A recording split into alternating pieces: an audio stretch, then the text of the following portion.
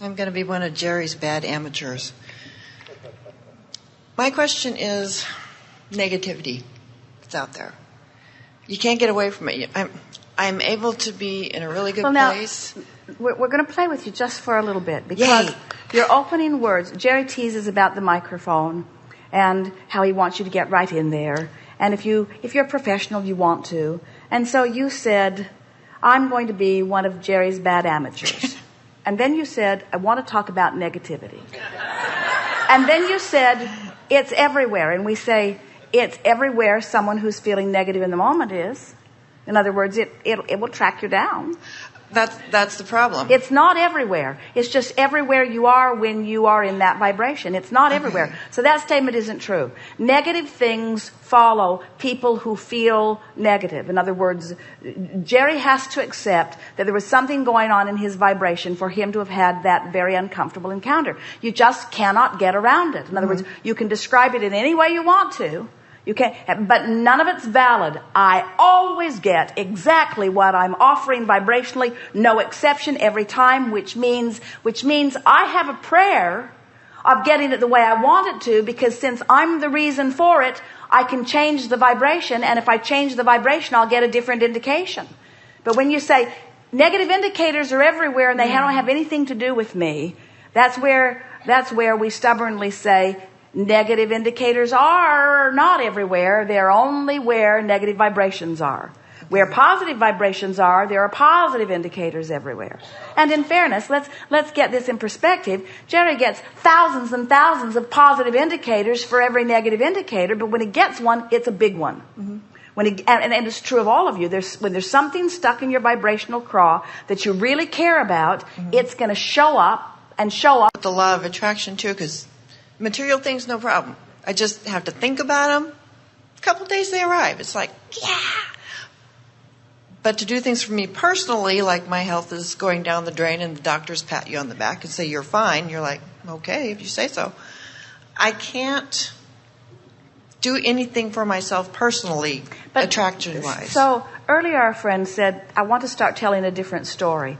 And as you listen back to this recording, you're going to laugh a little bit because you are really good at making many statements that pile on top of each other in your description of things you don't want to live. Right. And all it is you've been trained into vivid description of current reality. Right. We think the conversation that we had with our friend earlier about, so which reality are you going to describe? Well, it's logical. Why? When you've been using your physical awarenesses to perceive your existence, that you would use the existence that you would be perceiving is the manifested one that you use your eyes and ears and so on to observe. But we're trying to entice you into an emotional observation of life rather than a sensual, in the sense of your five senses, observation of life. So your descriptive words are, it's hard, I'm not good at, the trouble I have is, and so it's helpful to just, can you speak of that in temporary terms rather than in such permanent terms? Can you say, I have had, but I'm moving from it, or I'm looking forward to a releasing of? In other words, just start morphing your story into a little bit more positive terms, because your expectation is what equals what comes to you. So what I'm doing is expecting negativity out there because I think it's everywhere. Because you pronounced it everywhere, but you see, but give yourself a break. What? So I have this attitude, so the universe shows it to me. And now it's not just an attitude, it's confirmed by fact. So now I have this fact that matches my reality that I don't like, but there it is. So what are you going to do? Well, what most try to do is change the facts. But you get so lost in that. That's why. So finally what you have to say is, never mind that, because there's too many moving parts. I'm going to find a way to emotionally take a journey and get into the vortex. I'm going to find a different vibrational vantage point. Here's the strongest statement that we can make to you. What you think and what manifests always matches. what you think and how you feel match, and what manifests is always the indication of what you're thinking and confirmed by what you're feeling. Mm-hmm. What you think and what you feel and what manifests always match, which means the manifestation is the result of the thought. The manifestation is the indicator of the thought.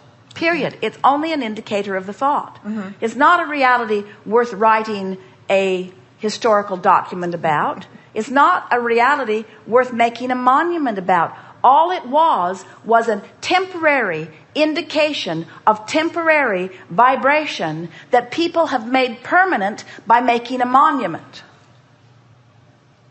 You make the monument and you say, everyone in grades 3 through 12 must come to this monument and behold it. And we say, why? Because we want this reality to remain a firm reality. Do you know the only way a reality can remain a firm reality is if somebody keeps thinking about it and keeping it active? Have you ever moved out of a house that you still owned? Anyone? Have you ever stopped driving a car that you still own? And aren't you interested to notice that in your lack of attention, it literally begins to fall apart? In other words, you hold the molecules, we're not kidding you, you hold about them, they begin to lose their literal existence. Mm-hmm. You focus things into beingness. Now, you have to be sensitive to vibration in order to really get that, because it takes a while, because when something has been thought upon long enough that it becomes a physical reality, then it takes a while for it to wither, but it always does. The dust to dust thing that you talk about. So, did you get that? Did you feel that sort of settle into place? So if everything that is manifested is an indicator of thought, then shouldn't I be able to get any indicator that I choose by my direction of thought? Yes. So, but if I am so objective and so good at describing current reality, then things keep changing because they must. Mm-hmm. They just change to more of the same. So if I want them to change to something different, I have to think different thoughts. And that's where, when I know what I don't want, I know what I do want. Mm. So give us an example of something vivid, something important to you that isn't the way you want it to be. And just begin, you offer us a statement about it, and we'll find the other side of it. And together, in a very short period of time, we'll move your story into a better place. Okay. The biggest thing that happened was I had a best friend. We hung out. We did everything together. She knows about Abraham. She was extremely jealous. We went on the Caribbean cruise. We came back, and we were still up. We were just like jazzed and everything. And her mood and her attitude just went down and down and down. And she started dragging me down with her, and I had to say, I can't do this anymore. All right, now, I had to cut off the relationship. So now a lot happened there fast because we didn't cut you off soon enough. So it's all right. So let's walk back through that story. So okay. So in essence what you're saying is, I had a friend whom I have loved, mm-hmm. And we have thrived and prospered and moved forward together. Mm-hmm. But then, for reasons unknown to me, is that accurate? She took a dip in her vibration. Mm-hmm. So let's just take it that far. My friend lost her connection with Source. Mm-hmm. So what's the equal and opposite of that? Regaining your connection to Source. Or that you could say that. Mm-hmm. Or something softer might be, she found her connection to Source. She at one time had a connection of Source, which mm-hmm. now she doesn't have.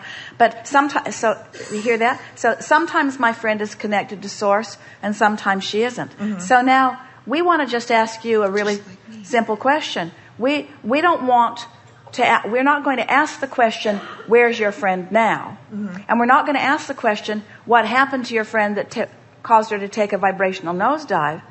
We're going to ask a question that you can succeed succeed at in giving the answer. In other words, we're going to set you up for success with this question.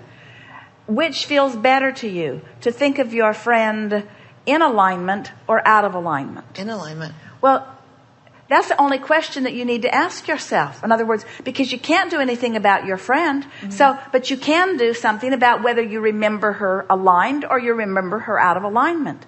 Is that pretty clear? Yeah. So where you get hung up is, you, reality craving creature that you are, you say, it's too hard for me to imagine or remember her in alignment because now she's not. And we say, that's not a very good excuse.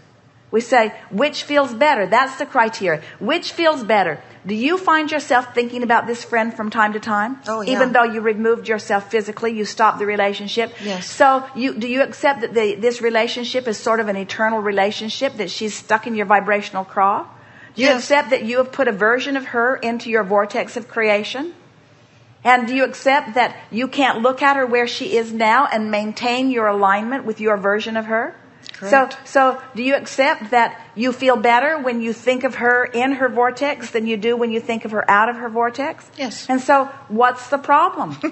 I feel better when I think of this than when I think of that. And we say, so think of that. And you say, oh, that's all. That's like saying it's easier to take this route to work because it's the route to work I always take. Even though there are endless routes. Any of you have navigational systems? Have you ever noticed how many different ways there are to get to different places? Esther and Kate's 6 now, they take Garmin for a drive and they deliberately disobey her. They program her to a destination and then they go a different way. And they take delight in how many different ways that she can think of for them to go. And then they defy her again. They call her Lucy. She will say, please proceed to the highlighted route. And they will say, no way, Lucy. No way, we're not going. We want to see how nimble you are. We want to see how many ways you know. We want to see how many different streets there are. We want to see how many different things we might see on our long ride home. We want to see how this street interconnects with this one. We've been going the easy way for years and years and years and years. We want to show you a new route to get to where we want to be. Because there are endless routes to where you want to be. Endless, endless, endless, endless, endless, endless, endless. As long as you know where you want to be. I want to be in a good feeling thought when I focus on my friend. Period. Okay.